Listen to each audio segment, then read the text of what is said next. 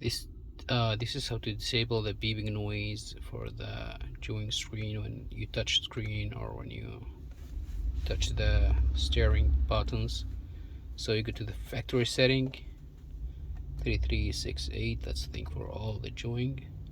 You go for the AMB enable, choose the first one. Now you go back to the device sound. This is gonna be on like when you touch screen. This is the noise, but it should be off to get it off. That's it.